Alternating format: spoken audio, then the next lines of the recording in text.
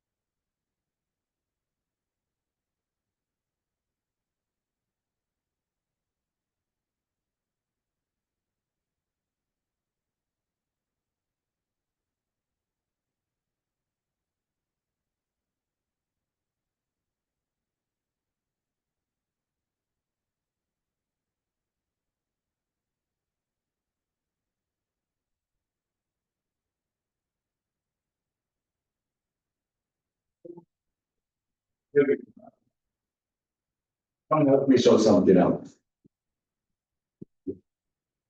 Charlie, I find trouble. I want to share my screen.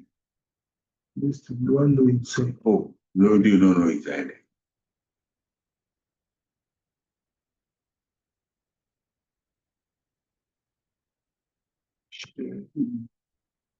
Be here, man. multiple possible.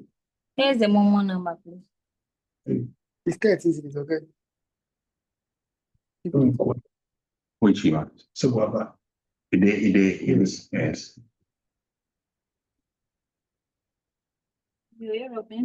Master, I want to. Who the one is the number? Or found him. Only is a Momo number, no now. One hour reception. Say now, we now. Sitani, maybe was hey. I can't help me. Where is the document? Where is that? He did a symptom. Have you already opened it? No. Open.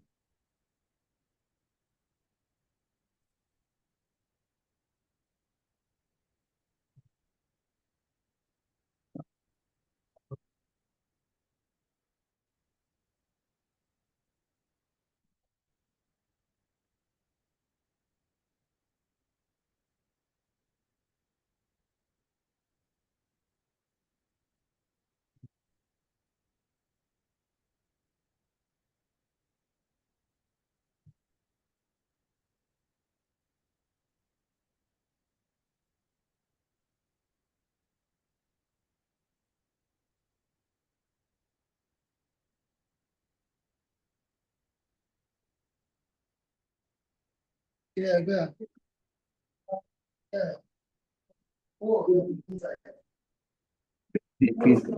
Is the user, that name user there, I want to change it to my name.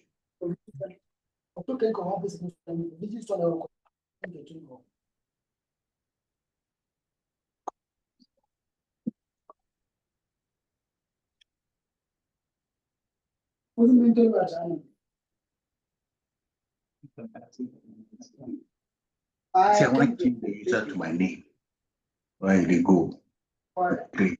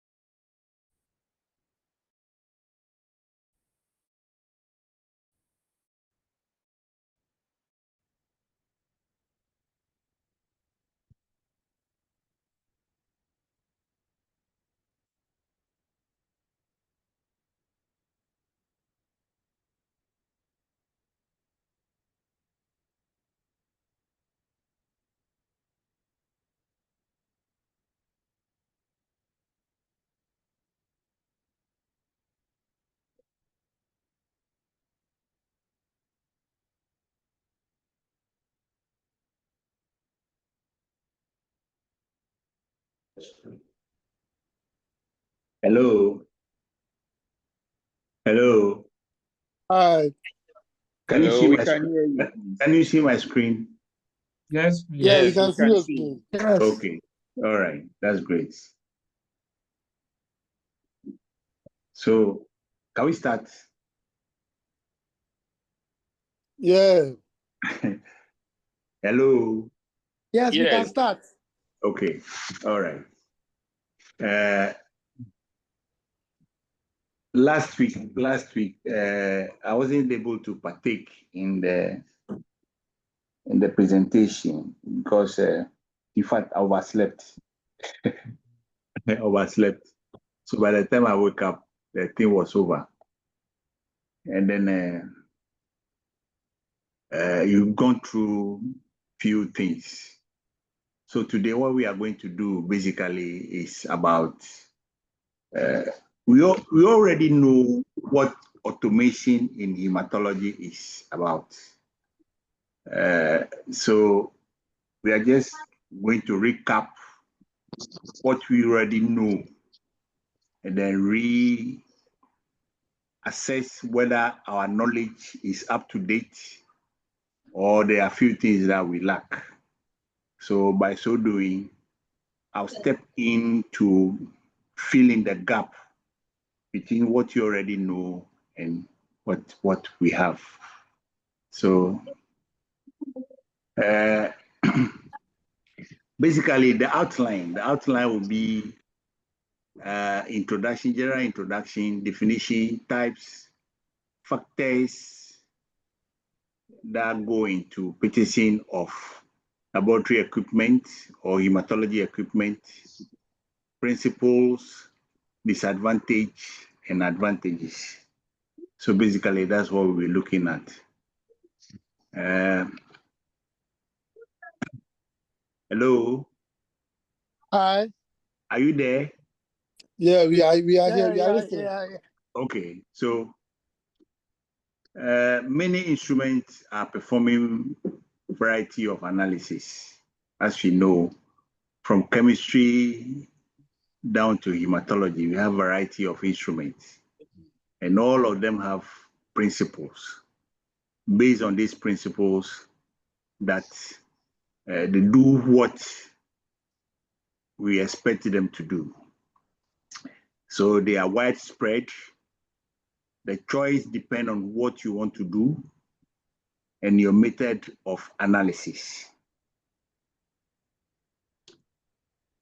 So by definition, laboratory automation is defined as multidisciplinary strategy, which comprises many different automated laboratory instruments, devices, software, and methodology used to enhance the efficiency and effectiveness of operation in the laboratory. So basically, it's just a laboratory automation. It's just multidisciplinary strategy that brings a lot of components, a lot of discipline. Pardon me? Pardon me? Hello? Hello? Let's go on. There is a sound at the background. Okay, all right. Thank you. So types of automation, we have semi-automated and fully automated. So we'll be looking at the various definitions of the automation. So semi-automated instruments require some steps, particularly dilution of the blood sample, to be carried out by the operator. Often measures a small number of components. So you may say, you may have just HB, you may have just total WBC count, you may have maybe PCV or something like that, just a small number of components that to be measured. And then the fully automation requires only that appropriate blood sample is presented to or aspirated by the instrument. Multi-channel instruments usually measure from 8 to 20 components, including some variables that have no equivalent in manual techniques. Particularly if you have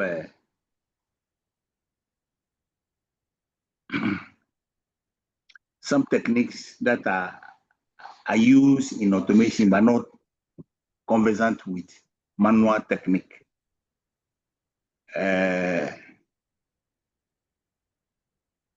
Okay, let's go on. Usually have a high level of precision that is greater superior to that achieved by the manual technique.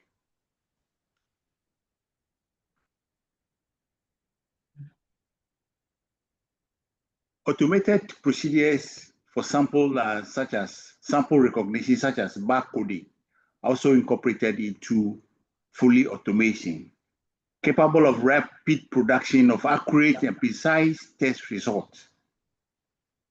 Infection and hazardous samples can be handled with maximum safety. So when we are going to buy laboratory hematology equipment in particular, or laboratory equipment, these are few factors that you need to consider, like the capital expenditure and running costs, ease of operation, maintenance schedule, availability of reagents, size of the instruments are all part. Electrical supply, influence on performance by ambient temperature and humidity, storage requirement for reagents, type of tests to be performed, that is very important.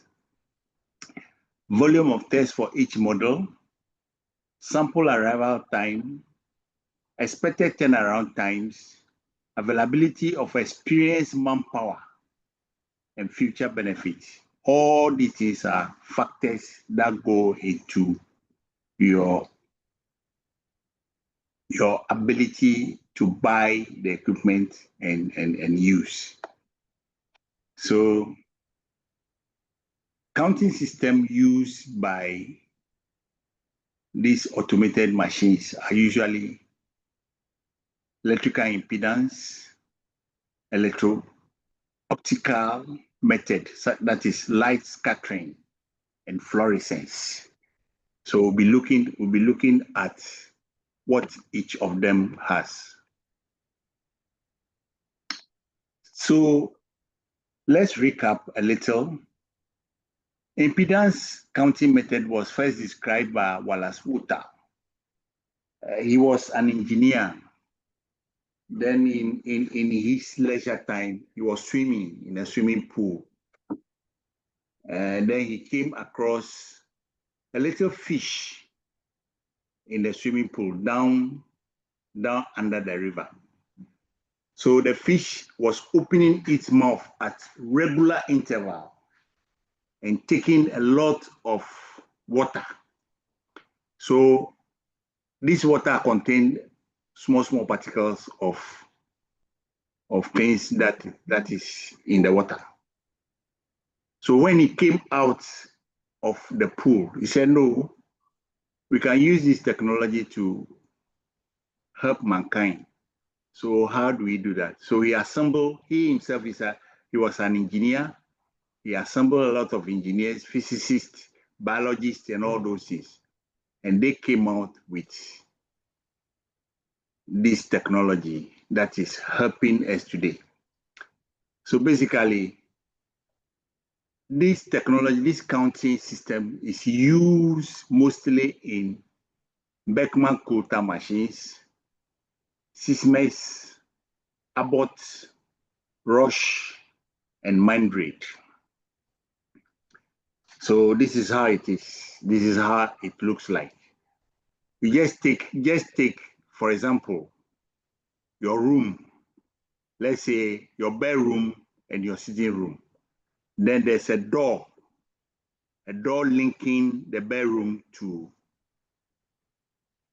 the sitting room, for which there are electrical connections over the bedroom and then the sitting room. So anytime you pass through the door, there's current fluctuation. So anytime you pass through, then there's a galvanometer, which records the potential difference between these two rooms. So this is how it is. This is how it is. Sample moving through, and then when it pass through this door, then there's potential difference between the two, which is measured by this meter here. So that is how it is. So number of blood cells passing through this door will be counted. So basically, it's an aperture of known dimension. So when any sample passes through the aperture, it causes change in the potential difference between the two electrodes. So it's counted. That is electrical impedance.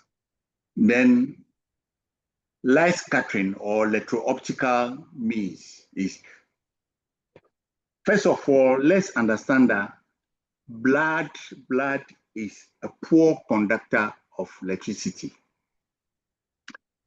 So because it is poor conductor of electricity, it has to be introduced into an electrolyte solution, which will help in the conductivity. So a diluted sample suspended through an aperture so that a cell passes in single file. This single file, I will explain it further, in front of light source, that is a laser beam incidented on the cell. So light is scattered by the cell through the light beam. The scattered light is detected by a photomultiplier or photodiode, which converts it into electrical impulse that are accumulated and counted. So the amount of light scattered by this cell surface is equivalent to the volume of the cell. Are you following me? Hello? Yes, bro, we are following. Are you following me? Okay, yes, all right. Okay. Please be taking note. When you don't get it, take note so that when there's question time, we'll deal with it appropriately. So that the height of this electrical impulse can be used to estimate the volume of the cell. So shear flow, that is high pressured liquid, is pushed into the system that will allow the cell to go through this aperture in single file. So this is what we are talking about. This is the laser beam. This is the cells. The sheath fluid is here. That is high pressured liquid is pushed here. So allow the cells to file past the laser beam in single file. So when it gets to the interrogation junction, that is where the cell properties are brought into question. So this is it. This is where the cell properties are brought into question, and the light is scattered by. So basically, that's what we are talking about. This hydrodynamic focusing. Hydrodynamic focusing is just high pressured liquid passing through a tube that will allow the cells to go through the tubes in single file. That no cell will be counted twice. So if you can see from here, when they get to this interrogation junction, they all file past this in single file. So single, and they go. And they do not come back to be counted because of the high pressured fluid liquid that is being pushed through the system. So basically, this is how it is. The flow cell, in the first place, this is our semiconductor, the laser beam. So the light is incidented here. That is where the cell is. It is called the interrogation junction. That is where the cells come to, and there are questions about the cells. So there's a forward scatter. Forward scatter, that is, hello? Yeah, hello? We are listening. Okay. We are listening, please. Forward scatter, that is about the volume, the size of the cell. Then there's a side scatter. Please don't forget there's a mirror that is put at a very vantage point in this device. All of them are positioned at 90 degrees to each other. So when the light is scattered, it's scattered first straight, that is the forward scatter, and then the side scatter, and then the side fluorescence. The forward scatter is about the volume of the cell. The side scatter is about the granularity of the cell. And then the fluorescence scatter will give you DNA or RNA content. That is when cell is matured or not matured, it will be detected by this diode or mirror. So that is it. So basically, yes, as I was explaining, the four scatter will give you the size information,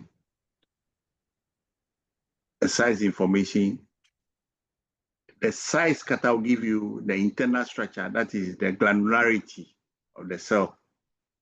And then the side fluorescence will give you RNA and DNA information.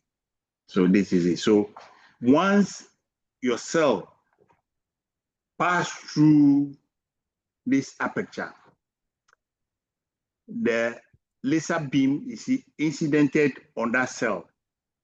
All this information are gotten from where when you get to the interrogation junction. So that is where the interrogation junction is just a place where all these three informations will be assessed.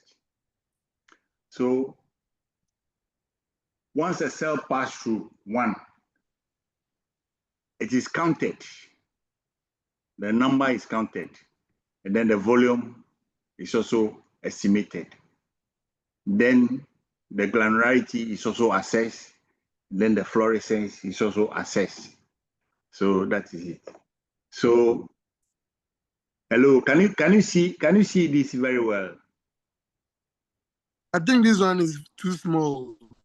Oh, Charlie, seriously. Okay. Let me try and explain. But okay, those using computers can see. It's okay. The mobile phone that it may appear small. Okay. All right. Thank you. So, like I was telling you, some of the instruments we have today, they incorporate all these principles into operations. Some of them have two principles. Some of them have more than two.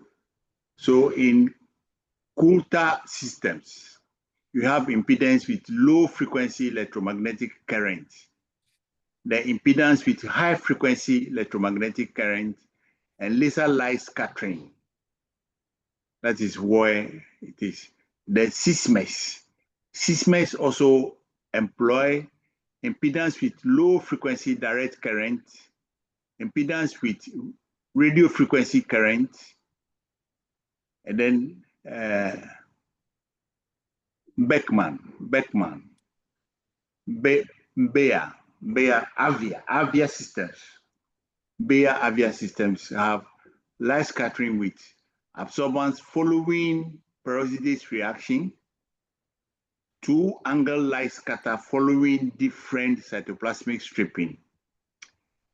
Abbott, that is Celldyne, also has 4 light scattering parameters. That is foil light scatter, orthogonal light scatter, narrow angle light scatter, and depolarized orthogonal light scatter. Then Cobas also has electrical impedance with intact cell following different cytoplasmic stripping and light absorbance. In fact, this thing is just that one is the major principle by which the instrument operates. Then the other principle is to check as a check on the primary principle of the machine. So that is why you have multiple principles in one machine. Or let's say you have 2 principles in one machine. So that's how it is.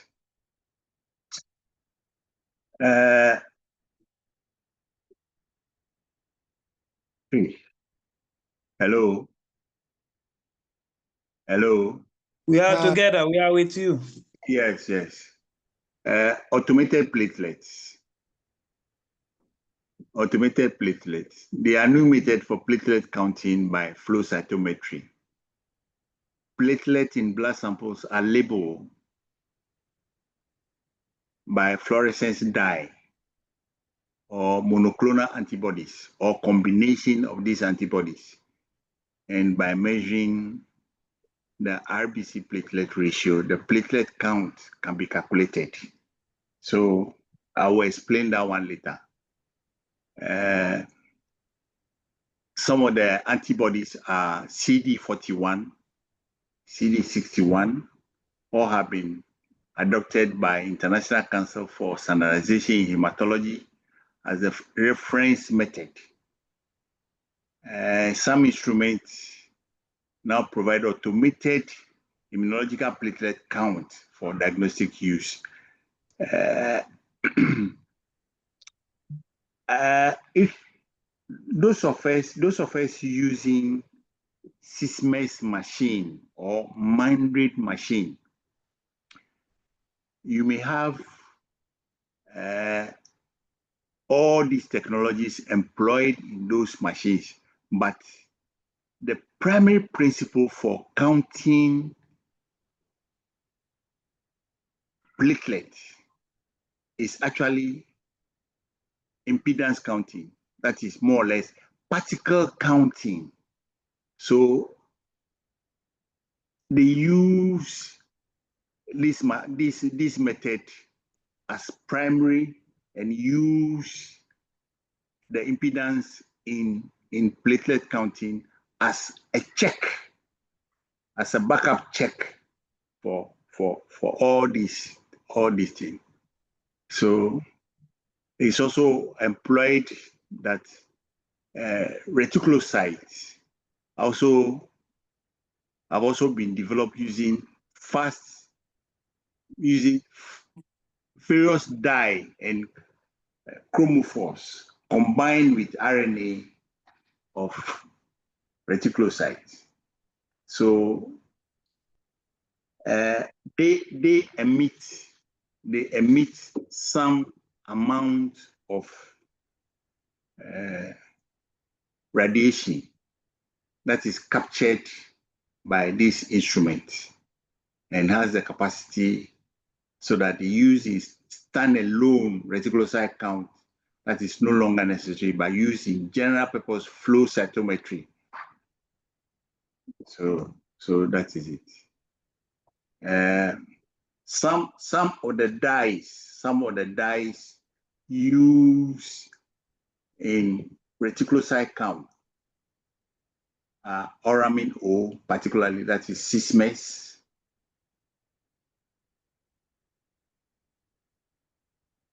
Thiazole Orange, that is ABX, CD4K 530 by Abbott, non-fluorescent dyes such as Oxine 750 by Beckman, and the new methylene blue Bayer, Oxine 750 by Bayer, and the methylene blue by Beckman Alta and Abbott. So that's it. Then we also have automated nucleated RBC. So they also go through the same principle as counting of the reticulocytes. So that's it. Instrumental determination of RBC is enhanced by staining with nuclear dye and using either fluorescent laser light scattered to separate them from RBC or WBC, or combination of impedance and cell volume. I think I've explained that already. I explained that most automated machines use double principle. That is one to check the other. So when we are using light scattering, it's also good to also bring in impedance so that the impedance will be a check on the light scatter, or the light scatter will be a check on the impedance method. So instruments such as Abbott, Sysmex, Beckman Coulter, Horibus, Siemens Advia, and Mindred all used principles in counting the cells. So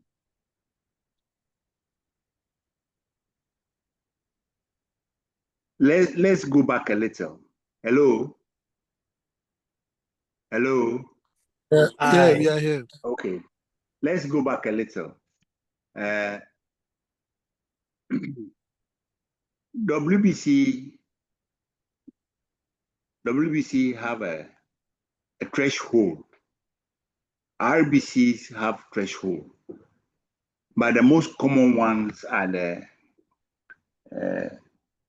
RBCs. You have RBCs that measures between 40 to 120 femtoliters. And then you have platelets that measures from 10 to 30 femtoliters. So all these cells, as they pass through the flow cell or by impedance method, the threshold are set in such a way that there wouldn't be one cell will not be counted as the other. I hope you get what I mean. Yes, please. Okay. One cell will not be counted as the other. So the threshold set apart all these cells.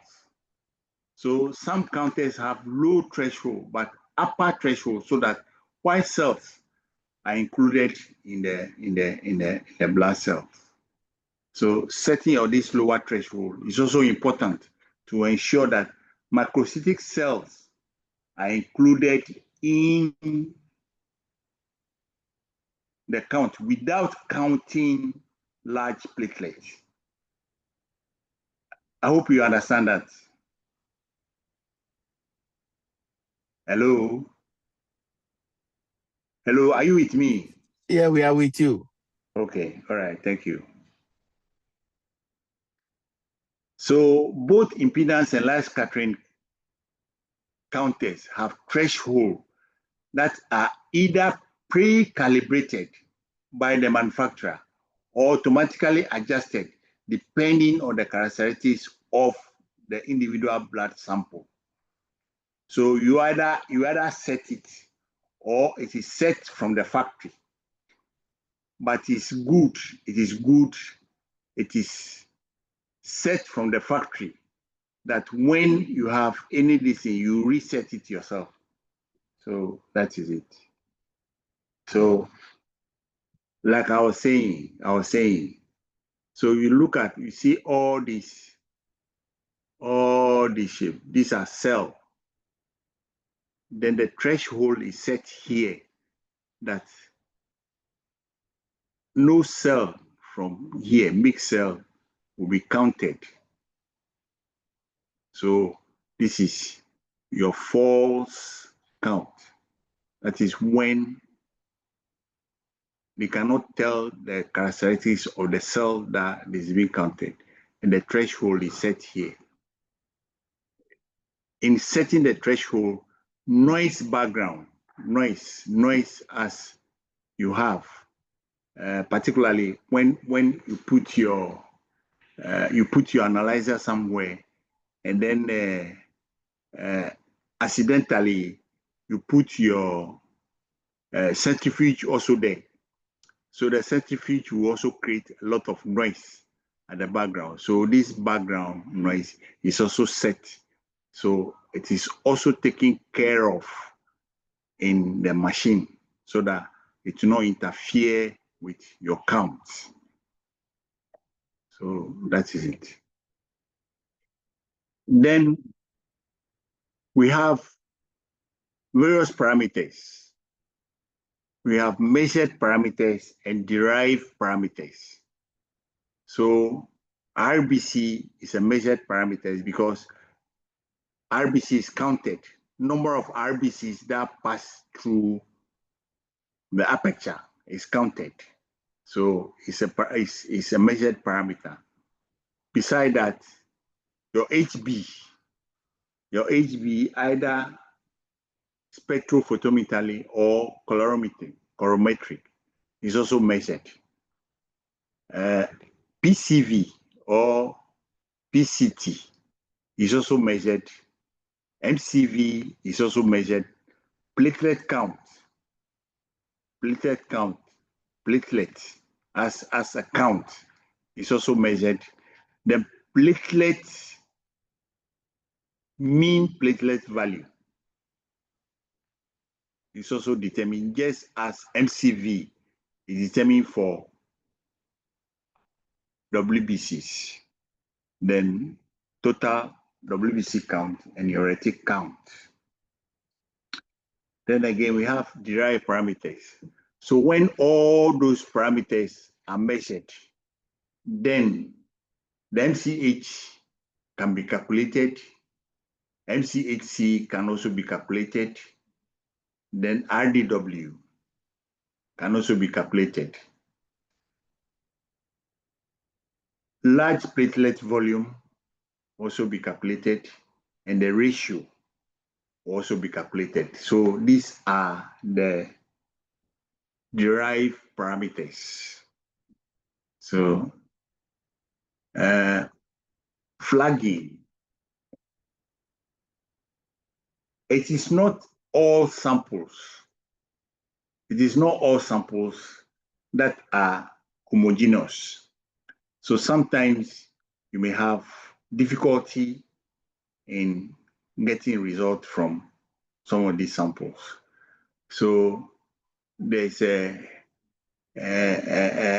mechanism put in the machine to give you this flagging. So flagging just refers to a signal that a specimen being analyzed may have a significant abnormality because of one or more blood count variables.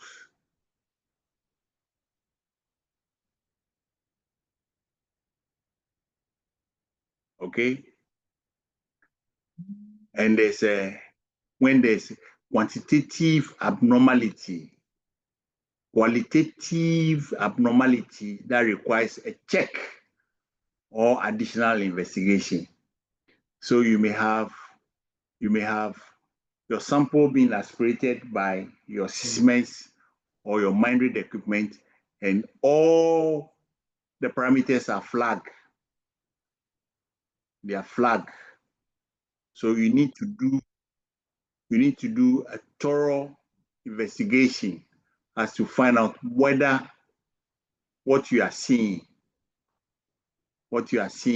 in the automation is real or artifact. So although it's theoretically desirable for every blood count to include the examination of stained film, that is where we are. So when you have all these flags, you may be tempted to do blood film to examine where the challenge is coming from.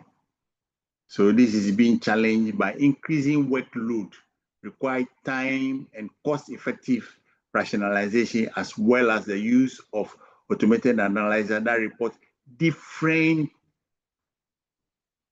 leukocyte count on every specimen. So you may do your film comment.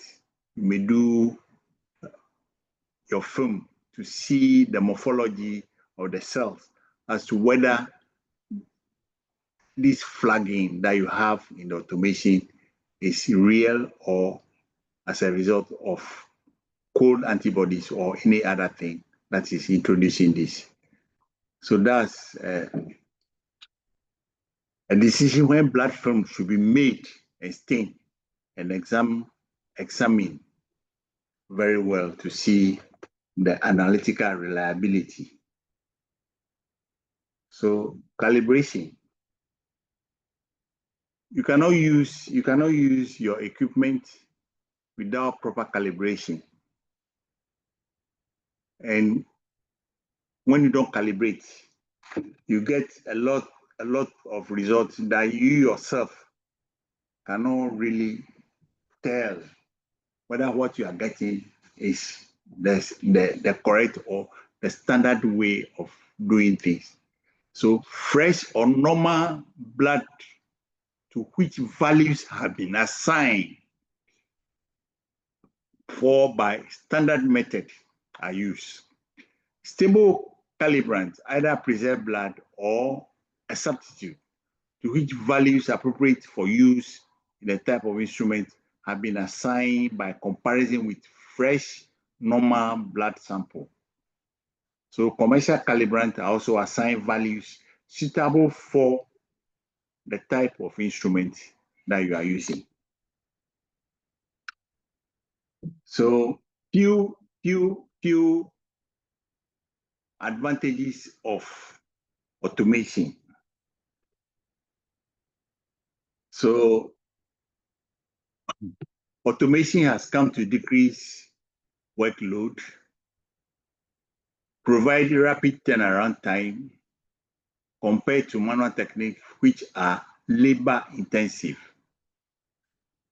reduces errors and enhance accuracy of diagnosis through accuracy depend on correct calibration. I've said this already. When you don't calibrate your machine very well, you get any result.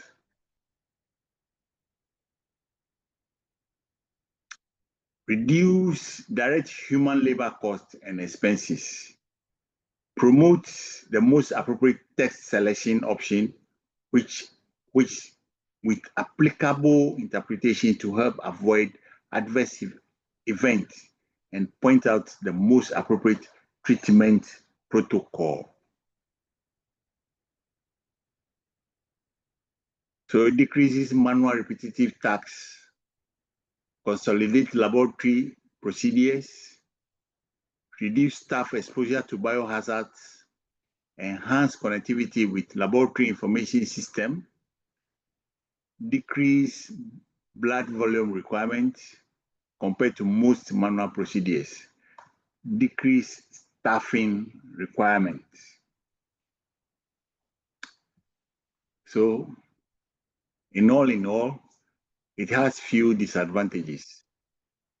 So high capital expenditure, high level of expertise, high level of maintenance, and worker displacement. These are some of the disadvantages of automation. So you may find a lot of information with regards automation in hematology, in practical hematology by Deci and Lewis, particularly pages 33 to 54. You may also have good knowledge from postgraduate hematology by A.V. Hofbrand and the friends. So that's it. Thank you.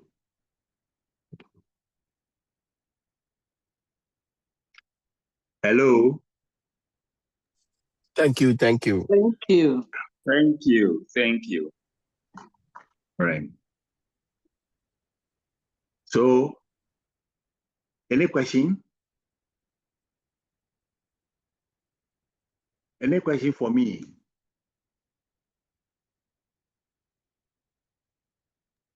Yes, please.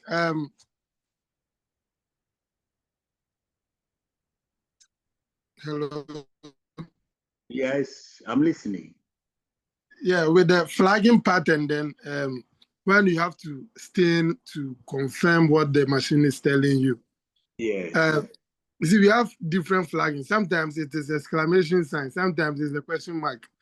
Yeah. So which ones will tell you need to stain and which ones, or any flagging you see, you need to stain and confirm with the automation? Let me put it this way. Whichever flag you have, you need to investigate why that flag is there. So whether you need to stain or you need to do whatever you need to do it to be sure that what you are getting, it is not just by accident. What you are getting is real. So by so doing, you need to do all the necessary things that you need to do. If you need to stain, you need to stain and get the appropriate result for the patient. Don't forget that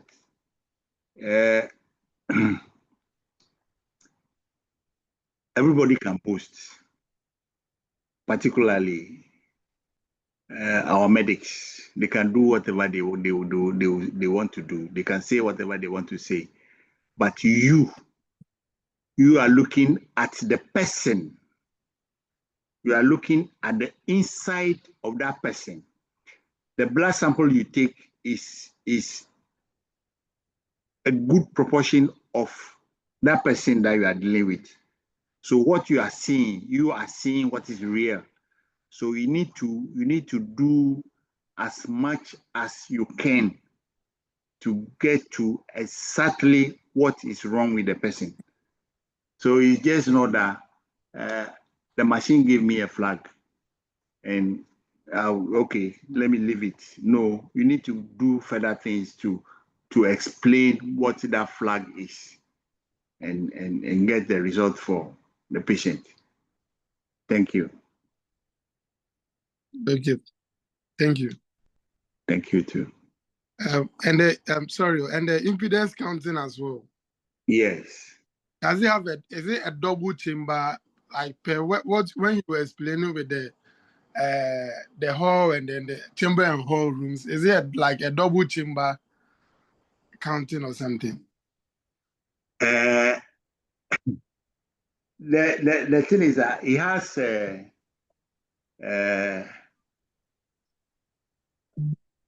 how will I call it? It has internal and external chambers, but they are all in the machine. Do you get what I mean? Internal and external. Internal and external chambers. So there's an aperture. There's an aperture that connects the internal chamber to the external chamber. So when the cells flow from the external chamber to the internal chamber, they pass through this opening. And it's an aperture of known dimension. An aperture of known dimension. Usually, okay. Yes. So when they flow through, when the cells flow through this aperture, that is where they record difference in the potential. They record difference in the potential. Okay, so this difference in the potential is counted. Okay. Is counted. So okay. Let's say that's the best analogy that I can give is your room. Your room. That is your bedroom and your sitting room. So anytime you pass my bro. Hello. Yeah, I'm listening. So anytime you pass through from your hall to your bedroom, you pass through the door, and the number is counted. So that's the best analogy I can give. That it has external and internal chambers that are connected by this aperture of known dimension. So that's it. Do you get me, or you need further explanation? Hello. I get it, please. Your line is breaking. Your line is breaking. Yeah, I get you. I get you now. Okay. So all if right. you pass through the door, then it's counted. Or Yes, exactly. Because you see the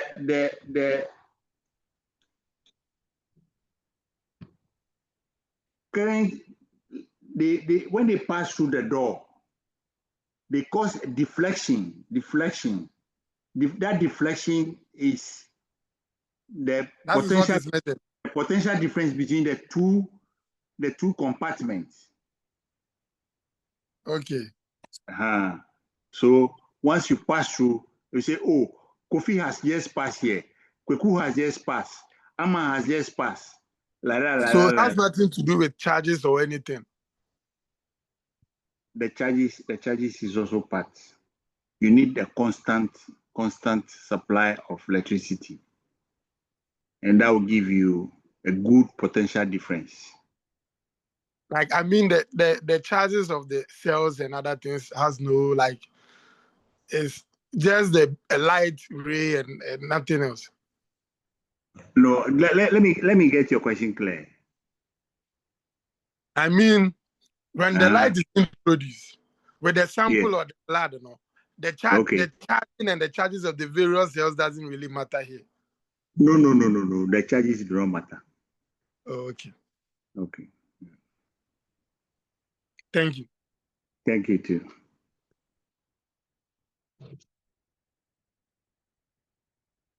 Hello. We are waiting. There are two scenarios. So whether you understand everything or you do not understand, that is why you don't ask question. So ask question to really tell us that you really understood what we did or what we are doing.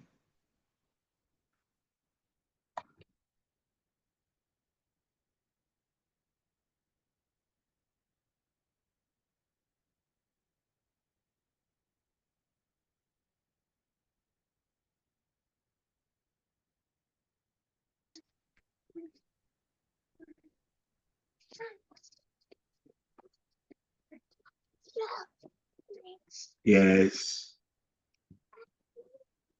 Yes.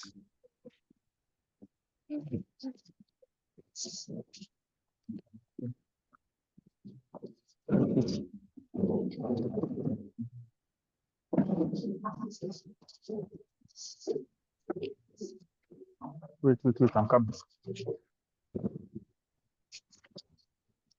Raise your hand, let's. Okay. Hello. Hello, Dr. Legenu. Yes, my dear. Yes, we can hear you. Yeah.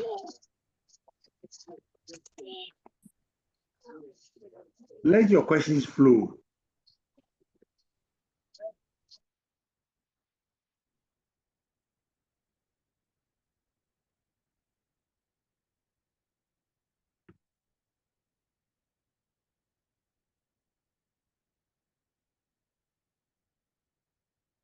Let your questions flow.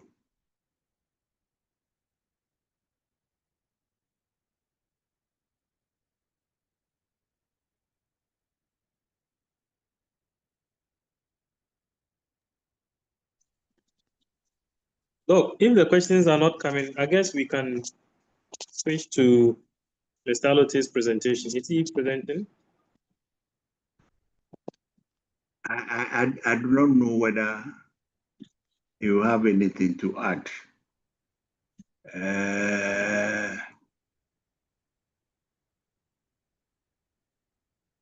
Mr. Alote.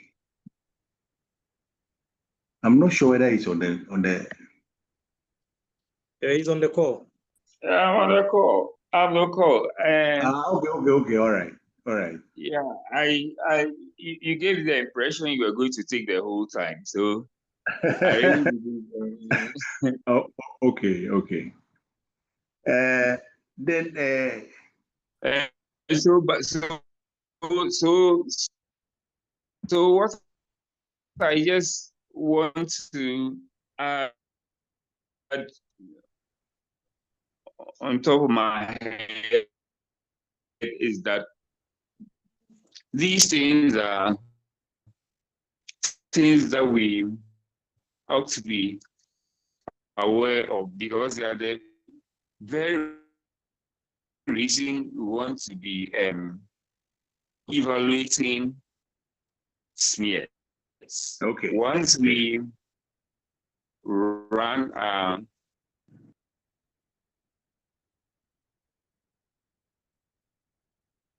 Your line is breaking. Oh, your line is breaking.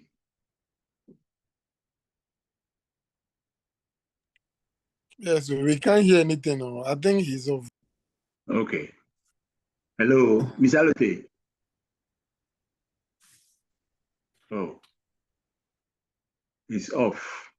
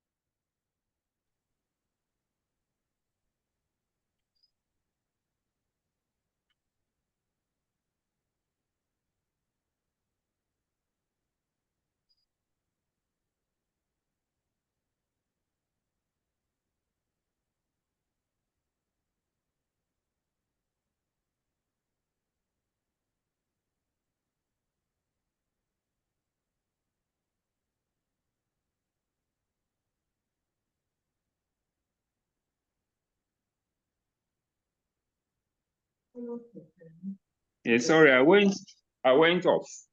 Depending on Yes. Yes, come.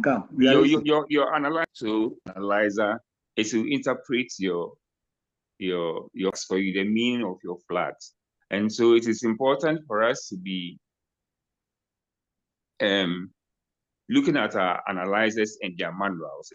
It has to be part of what we do, so that if you see a certain sign, it has a meaning. Someone talked about a question mark. Others are minus, others are plus, others are asterisks. So they kind of define these things for us. And these ones, apart from clinical information that we have, will make us decide to evaluate fields. Yes. And then also the analyzers themselves, they have some limitations, sometimes because sources of error. So once we know some of these sources of error, I think Victor talked about some. For example, setting the threshold of red cell sizes means that a red cell is between a certain size and like 40 to 120 femtoliters. So if there is a pathological situation where the red cells become smaller than that, for example, red cell fragmentation syndromes, where red cells are fragmented, or a patient wearing a heart valve where passing through gets fragmented. Red cells will no longer be counted as red cells because of their size discrimination, and therefore they will probably be counted as platelets. So I would have loved to do, maybe Monday will do quickly some sources of error, and some of these things will come out clearer. Because of these sources of errors, we want to evaluate a film. Generally, a thrombocytopenia cannot be just taken for granted. We must make sure that a thrombocytopenia on full blood count is not what we have caused, for example, platelet clamps. And therefore, it calls for evaluation of a film or platelet satellitism. In fact, sometimes red cell satellitism may occur in situations where we have cold agglutinins and red cells may not be counted. And so when we see these things, depending on the background that we have, that is the clinical information we have. If we don't have any clinical information at all, that is where we really must evaluate a film. Because apart from the analyzer giving us the flags, the clinical information also would prompt us to evaluate films. And so, like I said, we'll probably do a quick look at full blood count and then look at meaningful blood count results this time around. And then we'll look at some sources of error quickly. And then we go ahead and look at how we can use the full blood count to make diagnosis.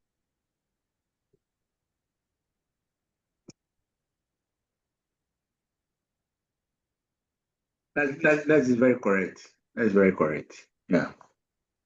Thank you.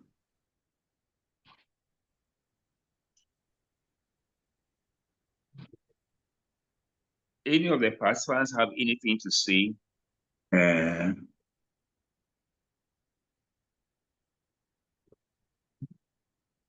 Thank Any of our colleague participants, do you have anything to say?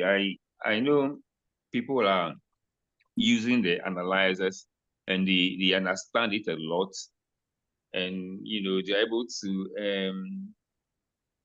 interpret results and all that. And so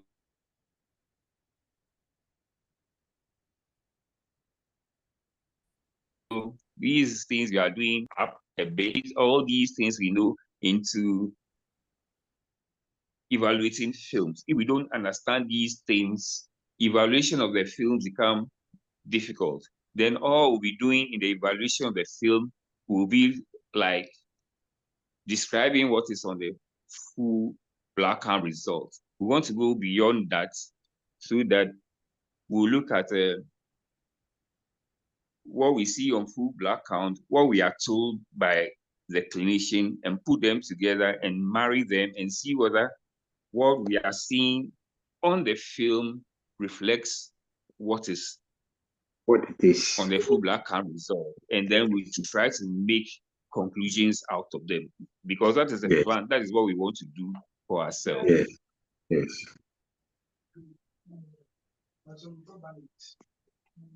Okay, so over to you, presenter. If you have anything further to talk about. Yes, thank you very much. I can see Dr. Sebuava here. Is he on the line? Yes, Doc. Ask your question. Okay, this is a bit of a contribution. Yes. Thank you for the opportunity.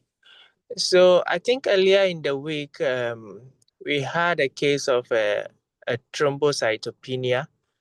Yes. And that's upon the analysis of the FBC result. Yes. A film was prepared. Yeah. Your very self, we noticed that there were a lot of giant platelets. Yes. On the film. Yes. So this evening's presentation and contributions coming from Dr. Alote actually made it so clear for me how the sizes discrimination could push oneself from one category to the other. Yes. In the understanding of the technology that is being. So immediately the cell size passes that of the platelet size that is put in the machine, and the size of the RBCs. That platelets will now be counted as RBC, and then the volume or the count for the platelets will be reduced. And I think Yes. that's what we had in the case we had earlier in the week. And I so Yes. much presentation in regards to that case. Thank you. Thank you. Thank you. That is all that we are saying. most of the things that we talk about. So that's a yeah, classical Example. what you call it, example of Yes. the analyzer and their limitations. Yes. Exactly.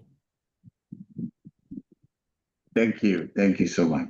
And I think I've kept that slide for the practical sessions for this class. So I'm hoping you're going to enjoy Okay. a lot. Yeah, that would be Thank you. marvelous. Yeah. Yes, that will be crazy. But were we giving any clinical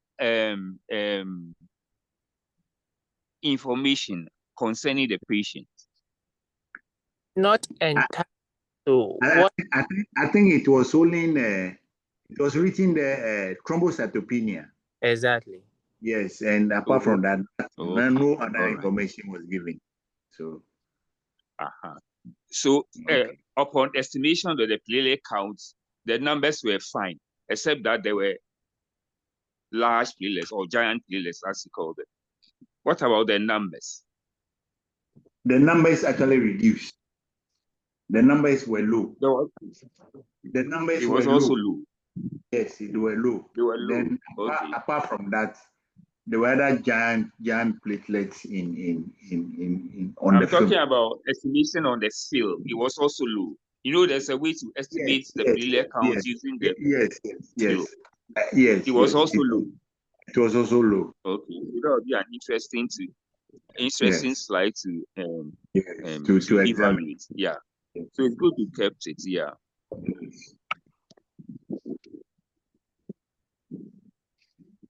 Madam Jennifer, Dr. Annan, Jennifer Annan, Madam Adole baby. Adole Dede. Dr. Annan. Okay, we can't get here. Madam Patient. Doctor. Yes, your question. If you know, Please, I'm okay, no question. If you know, okay. What about Madam Patience Bote? Hello. Please, I'm okay. Oh. Are you okay? Dog, I'm okay. Yes. Okay. All right. I think I saw. Thank you. Gideon Lamte. Gideon Lamte. Hey, Gideon. Hello. Is that okay? I can hear you clear. Yes. No, it's not. Hey, you can hear me, Talote. What about me? I'm fine. I'm following. It's not me, you. It's not me. You are listening to. Your question. But it's fine. I think fine. Almost every yes. We are listening attentively. So. Okay. All right. Gideon, you have a question. Gideon, you have a question. Gideon, I know you have a question. I know. Gideon, I know you have a question. You only know seeing it. Oh, I think almost everything has been touched on. So the only thing I think you can dilate on is to. So probably we'll get better as we go on. Yes.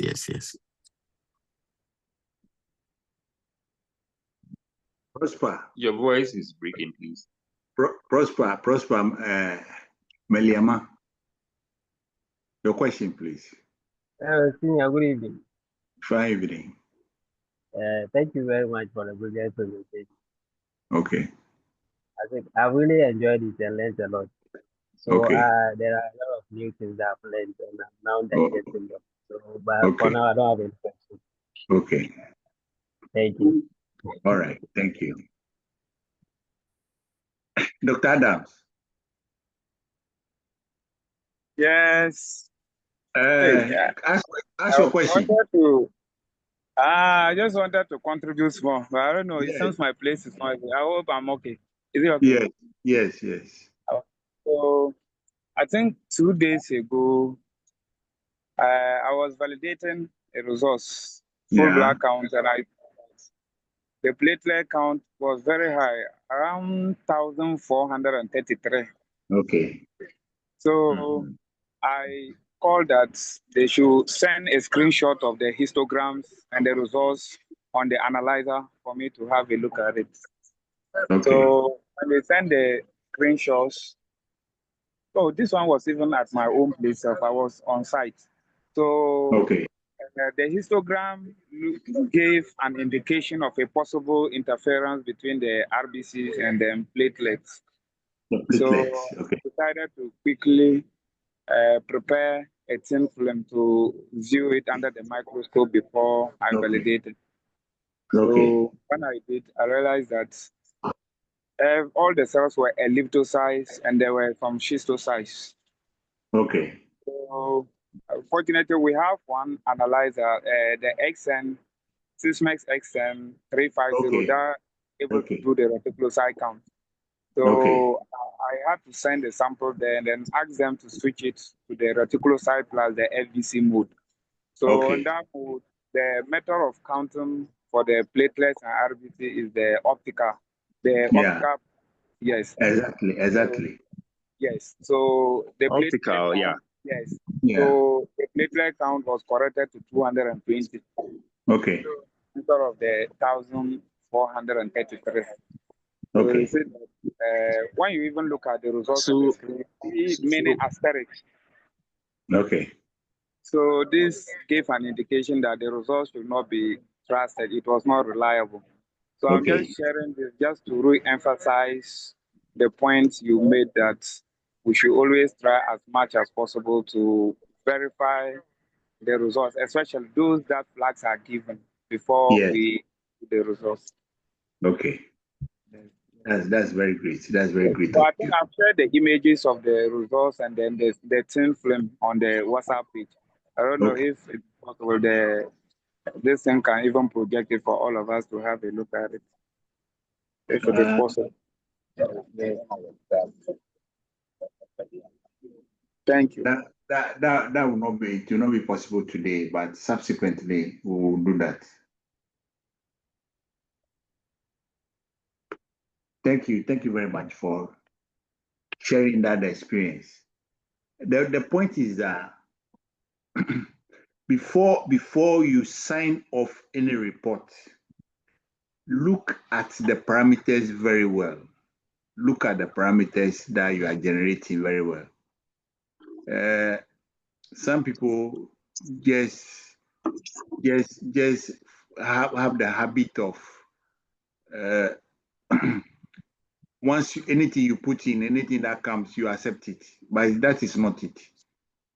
That doesn't make you a scientist. You need to evaluate what you are getting, what your machine is giving you, and what your knowledge of operation of the system.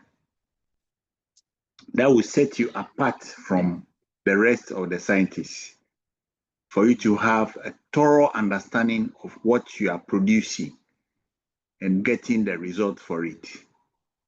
If you don't do that, you always find yourself at the insulting end of your your medics and whatever it is. So please, let's do well to always have the results that we get. We have fully understanding of the results that we are producing, and that will also help mankind. Mr.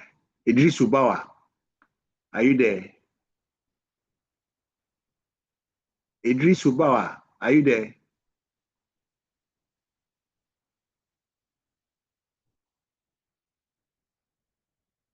Ora Osafo. Ora Osafo. Gosson, Julius Gosson. Hey. What is happening to them? Oh, sorry, I'm there. But we'll be going through the graph pattern, all those things. Okay, that's great. Mr.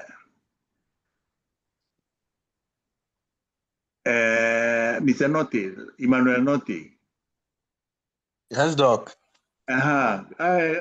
Your question, please. Please, no question. Everything is fine. Oh, are you sure? As we move on, we are going to learn more. Yes, Doc. All right. Thank you. Thank you.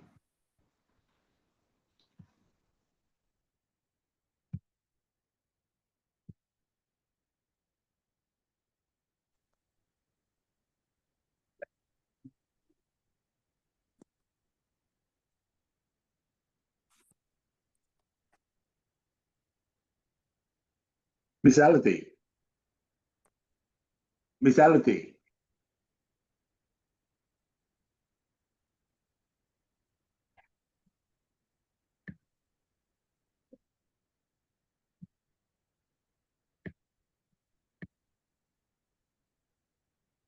Hello.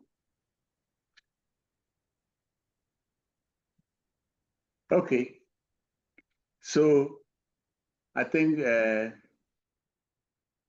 we'll be able to do justice to the topic, that is automation in hematology. That is your full blood count. So this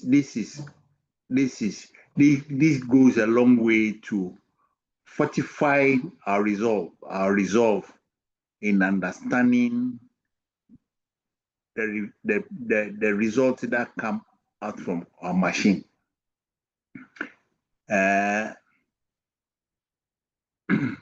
It is not good that you present a sample to the machine gives you a report, and you let that report go.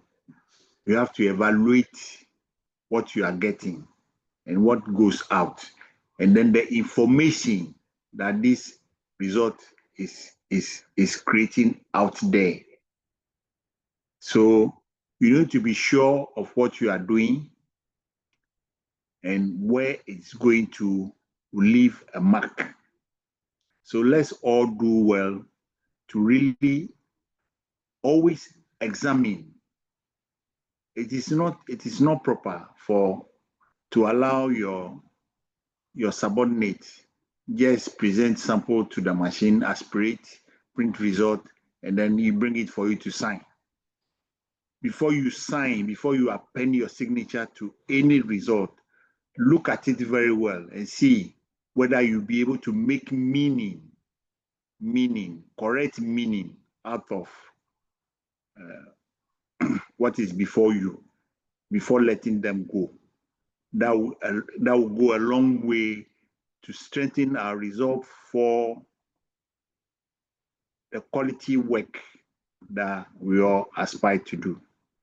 So based on that, I would say thank you very much for listening to me and allowing me your hopes this evening. Thank you very much. Mr. Latif, take over. Thank you.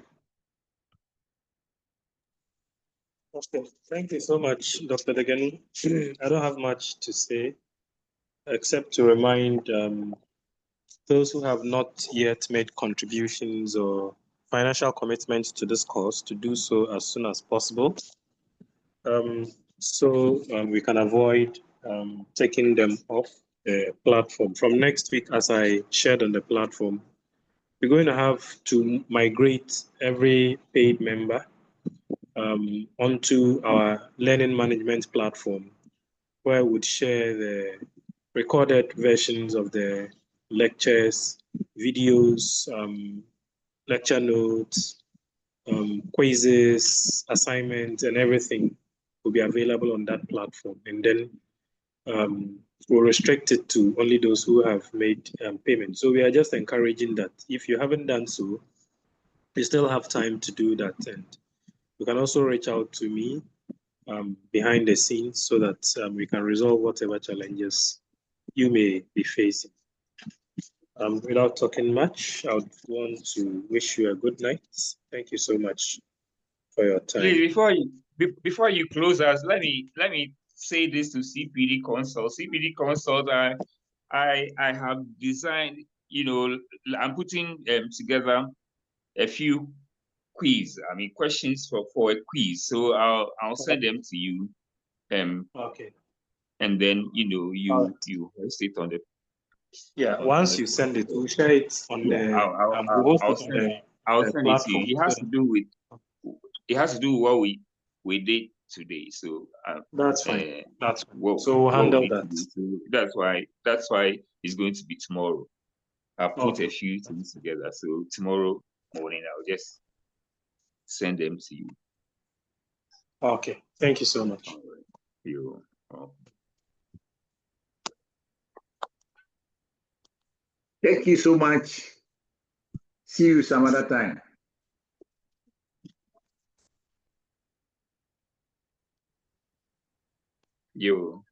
Thank you so much. See you some other time. Yeah.